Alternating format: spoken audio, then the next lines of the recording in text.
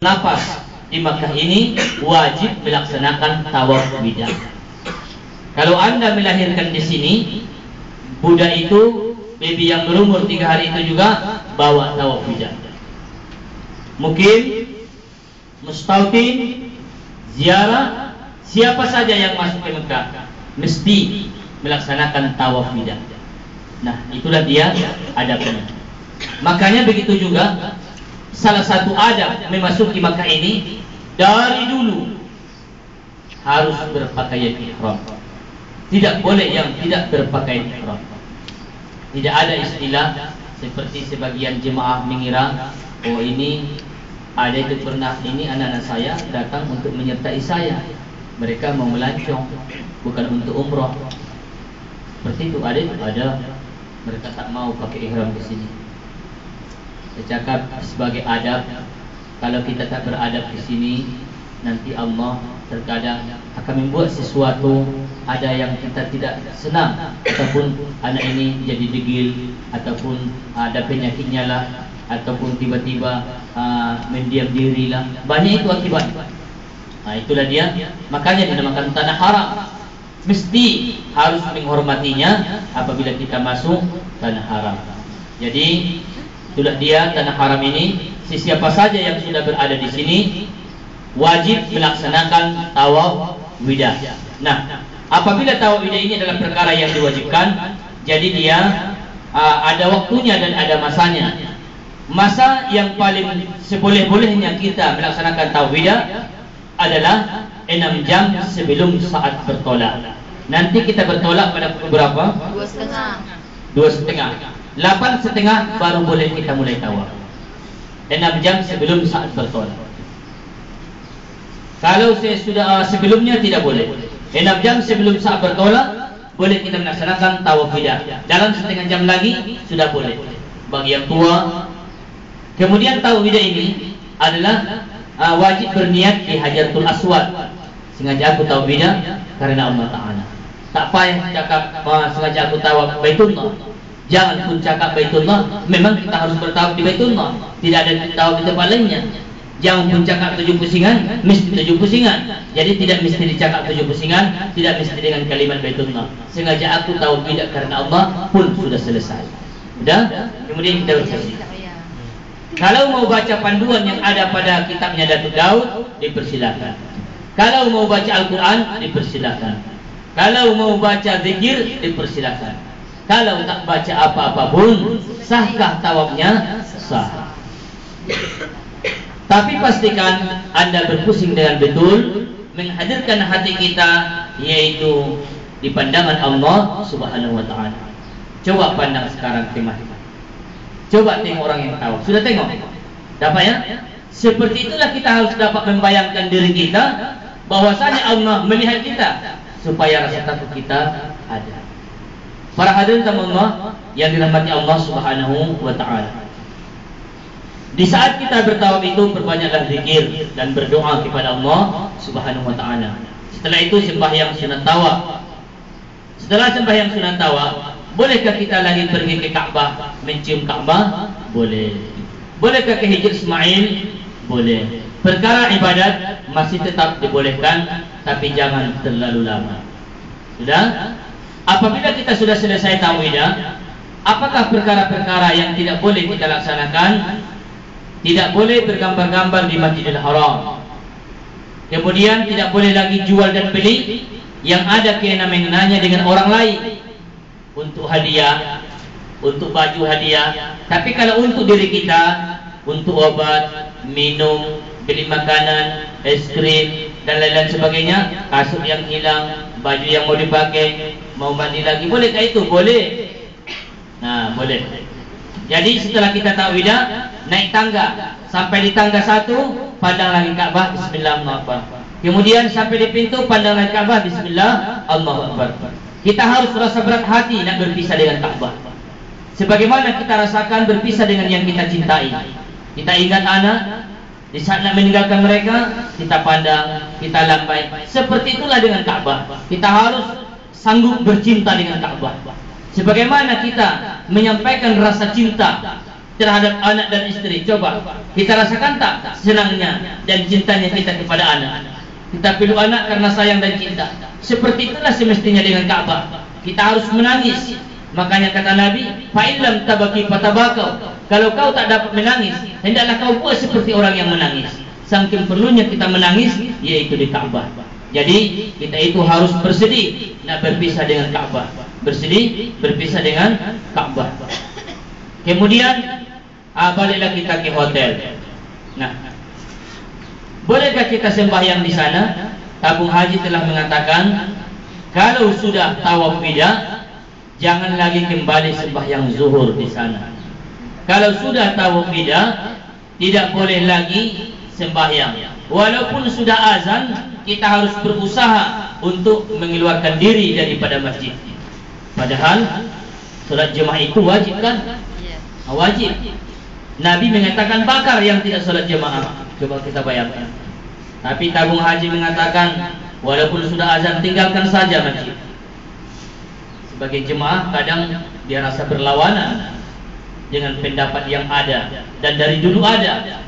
Nabi pun dia tawaf wida dulu. Selepas dia tawaf wida, dia tunggu waktu subuh. Setelah datang waktu, baru dia sembahyang, baru dia tinggalkan. Berarti Nabi juga berbuat yang wajib. Cuma kenapa tabung haji mengeluarkan fatwa ini? Ada penyebab-penyebabnya. Mungkin pengambilannya daripada Kuwait dan undang-undang PK. Soalnya, kadang kalau dibolehkan nanti sembahyang lagi di sana, dia pun karena kata Ustaz Yusuf kita harus menangis lagi di sana. Ya Allah, ya Tuhan, aku akan berpisah dengan ini bukan karena Vicky. Menangis dia di sana. Kita pun sudah menangis tunggu dia di sini. Kita pun menangis tunggu dia di sini. Kita tunggu siapa lagi yang belum datang. Sudah pukul 3 belum datang juga. Rupanya dia menangis-nangis di sana. Kita pun sudah menangis di sini. Siapa yang satu ini? Ini pun tak tahu waktu. Semua orang sudah kom, sudah marah semua. Hilang amalan orang, hilang pahala orang gara-gara dia. Daripada merusak amalan orang lain, makanya tidak dibolehkan tabung haji. Seperti itu adalah alasannya. Makanya dalam Qawaidul Fiqhiyah disebutkan darul mafasid khairun min fi'lil masalih. Meninggalkan sesuatu yang dapat merusak amalan orang lain lebih baik daripada berbuat yang baik. Rupanya ada saatnya perbuatan yang baik itu kita tinggalkan. Ada baiknya yang baik itu kita tinggalkan. Ada baiknya yang baik itu kita tinggalkan. Nah, seperti itulah contohnya kalau Anda di Raudhah sembahyang sunat contohnya. Tahiyat yang terakhir, bukankah kita akan duduk pada punggung kita? Sudah? Tapi kalau duduk seperti itu, orangnya besar begini, tahiyat. Tengok orang-orang kita Melayu. Sembahyang dulu, tahiyat begini. Orang di sini kalau orang Arab sudah marah, apa ini? Sudah tak husu lagi sembahyangnya. Jadi sedangkan ini sunnah. Meninggalkan yang sunnah ini, melaksanakan yang sunnah ini, meninggalkan yang sunnah lebih baik daripada merusak amalan orang lain. Yang sunnah tadi kan lebih baik ditinggalkan dulu yang sunnah. Tinggalkan yang sunnah demi supaya tidak rusak amalan orang lain. Itulah kaidahnya. Bawalah kaidah ini. Terkadang di negeri kita juga ada itu saatnya. Ada itu kadang perlu sementara kita tinggalkan kebaikan. Ada. Nah, para hadirin tamu Allah yang dirahmati Allah Subhanahu wa taala. Kemudian kita kembali ke hotel. Sesampainya di hotel, bolehkah kita mandi? Boleh. Ustaz, saya nak ganti baju lagi? Boleh. Jangan pakai baju yang bau. Kemudian Ustaz, saya nak ambil berkah lah. Saya ada 2 bilik jubah, jadi saya nak pakai jubah ini juga di sini. Bolehkah saya ganti lagi? Boleh. Bolehkah naik bilik? Kemana lagi naik? Barang Anda pun di bilik, takkan dibawa kan? Boleh. Dulu tak ada telefon, makanya tak dibolehkan di atas. Di masa dulu tak ada telepon di bilik-bilik. Jadi kalau dulu tak dibolehkan, sekarang sudah ada telepon, boleh naik ke atas. Ya, Ustaz, bolehkah tidur? Kalau tertidur boleh. Kalau istilahnya sudah ngantuk sangat, takkan mata itu tidak diberikan hak, istirahatkanlah mata. Batalkah itu? Tidak. Asalkan di dalam masa yang 6 jam ini. Asalkan dalam masa yang 6 jam. Ustaz, bolehkah saya tawaf 6 pusingan sebelum zuhur? 1 pusingan setelah zuhur? Boleh. Kalau 5 pusingan setelah zuhur, 2 pusingan sebelum zuhur? Boleh juga. Kalau 3,5 sebelum zuhur, 3,5 setelah zuhur? Boleh juga. Tak ada masalah. Bolehkah itu? Boleh. Asalkan cukup 7 pusingan. Para tamu yang dirahmati Allah, bagi perempuan yang haid, mereka ini disuruh untuk bertawaf, bukan bertawaf ya, disuruh untuk tawaf wida, yaitu berdiri di pintu 1, pandang Ka'bah, bacakan semua doa perpisahan. Itu saja. Boleh bacakan doa, tidak doa-doa tawaf, bukan doa-doa tawaf yang dibacakan. Doa setelah tawaf itu yang dibacakan bagi perempuan yang uzur. Dan orang tua yang nyanyok tidak wajib melaksanakan tawaf wida. Kalau yang budak-budak wajib. Kalau yang didukung seorang budak kecil tawaf wida, dia harus tawaf. Kalau dia mendukung anak, berarti dia wajib tawaf 14 pusingan. Banyak orang yang silap, dia dukung anak, dia tawaf 7 pusingan. Mana sah? Ada seorang dia dukung anak dia, mereka umrah bersama, 7 pusingan juga. 1 saja yang tunai. Anaknya itu kalau bergunting wajib membayar dah. Disebabkan karena apa? Tidak sempurna. Nah, seperti itulah. Para hadirin Allah yang dirahmati Allah, kalau seorang ibu dia dukung anak 2 tapi pakai kursi roda, mereka berapa pusingan ke tawaf? 7 pusingan dengan bapaknya juga. Kalau di pangku 10 orang pun, kalau kaki yang berjalan tidak sah, mesti 10 kali 70 pusingan. Ya? Tapi kalau yang di pangku 10 orang, yang berjalan bukan kaki, tayar yang berputar, itu boleh saja. Itu perbedaannya ya.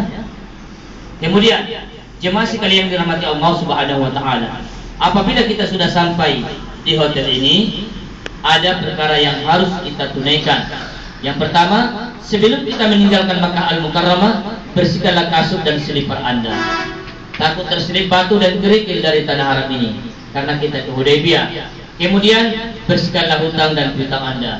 Mana tahu ada yang sudah bayar Hudaybiyah tapi dia tak pergi, minta lagi kepada kami. Ada yang sudah bayar Gua Hira tapi dia tak pergi, minta lagi kepada kami. Ataupun ada yang sudah pergi ke Gua Hira, ada yang sudah pergi ke Hudaybiyah tapi belum bayar, bayarlah juga ya. Nah, itu pun mesti juga jangan tinggalkan hutang, yaitu berlipat ganda di tanah haram ini. Kemudian itu baru hutang kepada manusia. Bagaimana hutang Anda dengan Allah?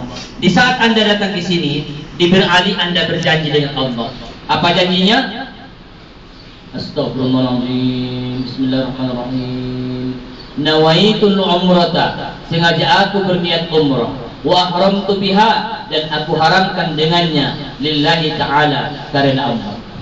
Di awal mula ibadah umrah kita pengharaman hal-hal yang pada awalnya boleh dilaksanakan. Setelah kita berniat, haramlah bagi kita mengkerat kuku, haramlah bagi kita menggunting rambut dan berbuat sesuatu yang dapat menggugurkan bulu di seluruh tubuh kita. Haramlah bagi kita menutup muka bagi perempuan, haramlah bagi lelaki menutup kepala, haramlah memakai wangi-wangian kepada laki-laki dan perempuan, haramlah bercakap yang romantis, memuji seseorang atau memuji istri yang menimbulkan gairah dan nafsunya. Haramlah kita berbantah-bantah. Itulah semua pantang larang. Inilah yang diharamkan. Sudah? Di akhir daripada ibadah umrah kita, tahallul, maknanya penghalalan hal-hal yang kita haramkan di awal mula daripada ibadah umrah kita, yang tadinya sudah kita haramkan menjadi halal kembali. Maka tidak sah tahallul kecuali harus dengan bergunting. Seorang yang menyanyi, baik ada itu jamaah, disisiakan. Sampai di sini orang pergi ta'arana, dia pergi. Orang berniat, dia pun berniat. Sampai dia pakai ihram. Sampai di sini dia malas. Ustaz, saya malas lah, saya bayar dam saja. Dia bayar tapi dia tak tahallul. Sampai di kampung campur suami istri, wajib bayar unta. Berdosa lah.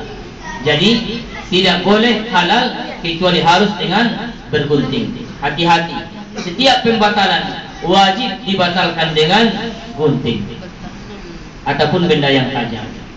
Nah, para hadirin Allah yang dirahmati Allah Subhanahu wa taala.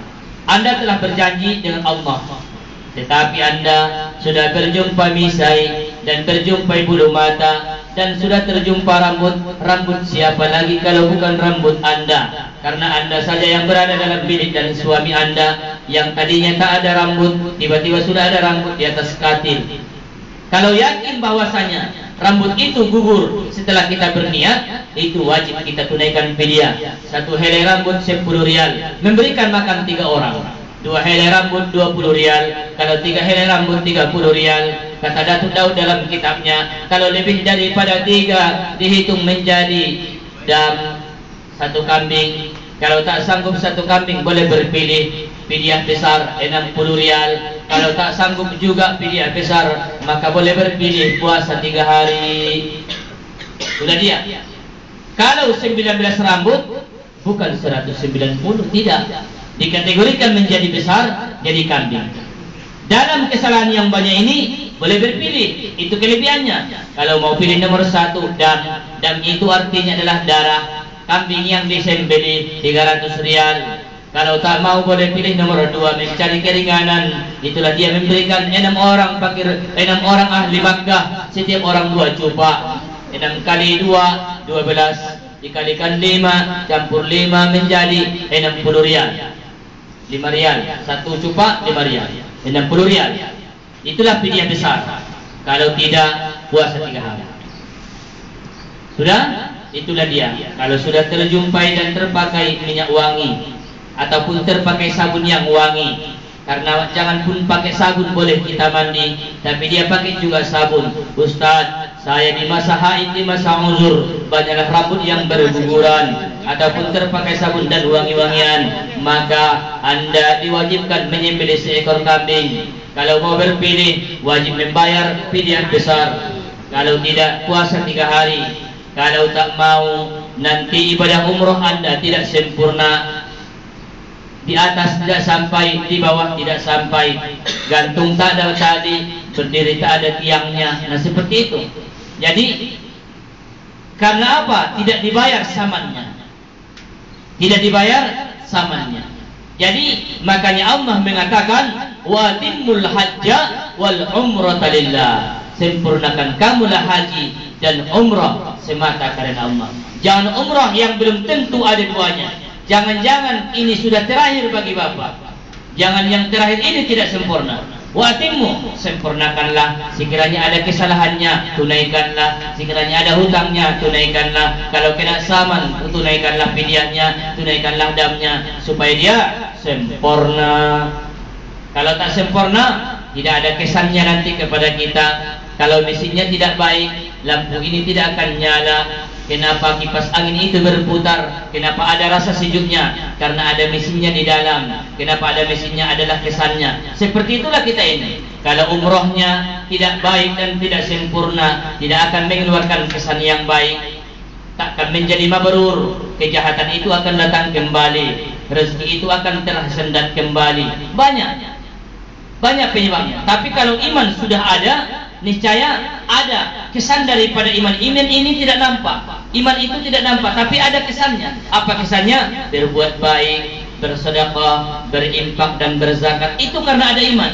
Jadi kesan dia itulah. Coba kalau tak beriman, maukah dia sembahyang? Tidak. Maukah dia berzakat? Tidak. Kalau Islam saja belum tentu. Yang perlu iman. Banyak orang mengatakan Islam, tapi iman belum masuk. Makanya kalau orang yang baru masuk Islam, kita disuruh untuk banyak bersedekah, berzakat, supaya iman itu masuk ke dalam hatinya, rajin dia bersembahyang dan lain-lain sebagainya. Nah itulah dia. Jadi kalau nak umroh ini ada kesannya kepada kita, kebaikan, maka sempurnakanlah ibadah umroh ini. Kalau ada salahnya, tunaikanlah salahnya dengan fidyah. Ustaz, kepada siapakah fidyah ini kami berikan? Bolehkah diberikan kepada petugas haram? Boleh, dengan syarat Anda harus mengatakan fidyah. Kenapa? Karena kalau yang wajib harus ada akad ijab dan kabul. Fidyah, fidyah, fidyah. Kalaupun tidak, dia tahu itu fidyah. Kalau cuma memberikan, jangan-jangan itu sedekah. Tidak. tidak dapat menunaikan dan menutupi kesalahan. Dan boleh juga fidyah itu diuruskan kepada pihak Andalusia, sebagaimana yang biasa kita buat. Contohnya, Ustaz, nama saya Haji Muhammad Nuh. Saya tunaikan fidyah saya atas kesalahan yang terjadi semasa umrah. Tunai, Ustaz, saya Sartono dengan istri saya Surtini, dengan mertua saya Sapiatun, Sapiani, Sapirono, banyak lagi ya. Saya menyerahkan atas nama keluarga, yaitu fidyah kami anak beranak. Tak tahu apakah salahnya, tapi sekiranya ada, kami sudah tunaikan. Kalau sekiranya tak ada, menjadi sunnah. Nah, seperti itu pun boleh. Dia ragu-ragu, Ustaz, saya menunaikan fidyah besar. Tak cakap lagi. Kalau sudah fidyah besar, tidak usah lagi dicakap kesalahannya. Jangan, Ustaz, saya terukur rambut berbeda helai dan saya terpakai sabun sekali, tertutup muka sekali, jadi saya tunaikan fidyah besar. Jangan, Ustaz, atas nama Muhammad Yusuf saya tunaikan fidyah besar. Kalau sudah fidyah besar, kita sudah mencakup itu semua, mencakup itu semuanya, terpesong, tawaf ataupun dan lain-lain sebagainya. Karena banyak kita kesalahannya. Seperti itu pun boleh, tapi harus ada ijab ataupun kabul. Sama ada, contohnya dia berikan nama, saya pihak Andalusia melaksanakan dan menunaikan fidyah Anda atas nama Muhammad Yusuf. Itu pun sudah boleh. Atau dia yang berkata, Ustaz, saya atas nama anak beranak, atas nama yang diselesaikan ini, maka kami tunaikan fidyah kami atas kesalahan yang terjadi semasa umrah. Tunai, kami terima. Boleh. Sudah? Ada lagi pertanyaan? Persilakan. Kemudian saat yang paling mustajab bagi Anda, sebelum Anda masuk nanti pintu rumah, sebelum masuk pintu rumah di negara kita, itulah saat yang paling mustajab berdoa. Kenapa? Di saat Anda keluar dari pintu, ya Allah ya Tuhanku, selamatkanlah aku, ya Allah ya Tuhanku, selamatkanlah pejabatku. Dalam hatinya, belum sempat dia berdoa, tapi dalam hati dia teringin, selamat sampaikanlah aku lagi. Tiba-tiba Anda sudah selamat di depan pintu itu, di tempat Anda berharap sudah selamat dan sampai. Jadi disitulah dia saat yang mustajab. Ya Allah ya Tuhanku, di tempat aku berangan-angan ini telah ternyata sudah sampai dan selamat. Kekalkanlah kasih sayang kepada aku ya Allah. Seperti itu betul. Ya, minta mengekalkan kasih sayang. Ada pertanyaan?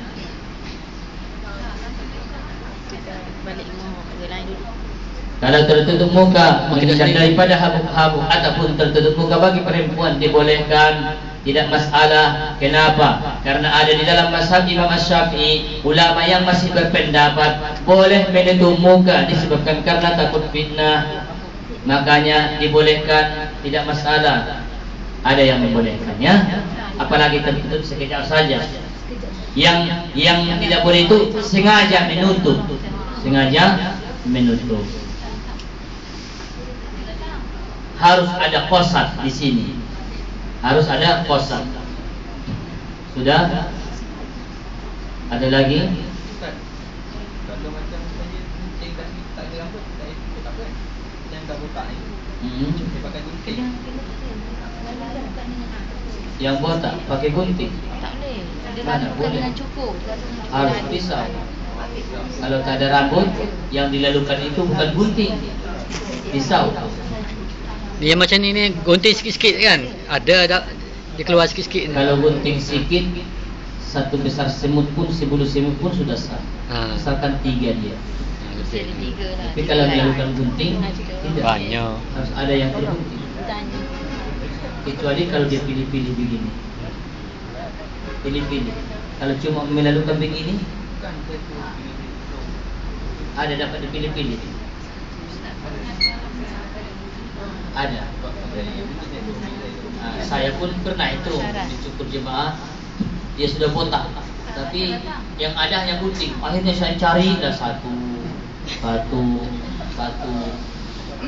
Boleh. Ada lagi? Tapi kalau yang macam itu nanti jawabannya jangan cakap melalukan gunting. Memang bertahalul tapi dicari memang mana ada bulunya. Seperti itu ya. Seperti itu pertanyaannya. Ustaz, ada lagi pertanyaan? Ustaz, yang dam tadi yang kita nak bayar nanti kan, sebab kita tak tahu, mungkin untuk kata yang tadi dekat siapa, dekat mutawatir boleh. Nanti setelah ceramah ini, setelah selesai, siapa yang mau bayar menggunakan vidya ataupun dam, silakan datang ke sini. Seperti itu selalunya. Setiap ceramah terakhir kita adakan pembayaran. Kalau dam 300 riyal. Contohnya saya tak tahu lah Ustaz, tapi saya nak sengaja bersedekah membayar dam lah. Dia karena masih banyak duit Ustaz, di sana pun saya banyak duit, banyak simpanan Ustaz, katanya. Silakan. Mau bayar dam, apapun boleh ditunaikan di sini. Sedangkan kalau masih banyak lagi duit di situ, wadahkan saja, pilih Al-Quran, wakafkan di Masjidil Haram. Kalau sudah sampai nanti di sana, apalagi ini sudah hampir-hampir bulan Ramadan, orang akan banyak baca Al-Quran. Orang datang Turki baca Al-Quran yang Anda wakafkan. Amerika datang, Amerika membaca Al-Quran yang Anda wakafkan. Orang mana saja, bermacam-macam bangsa. Itu saja kelebihannya kalau kita berwakaf di sini. Bermacam-macam suku bangsa yang pegang Al-Quran kita itu. Kalau lagi rasa-rasa ada duit di situ, nanti boleh kita sediakan Al-Quran dengan 40 riyal. Ada lagi pertanyaan? Ustaz, tawaf beda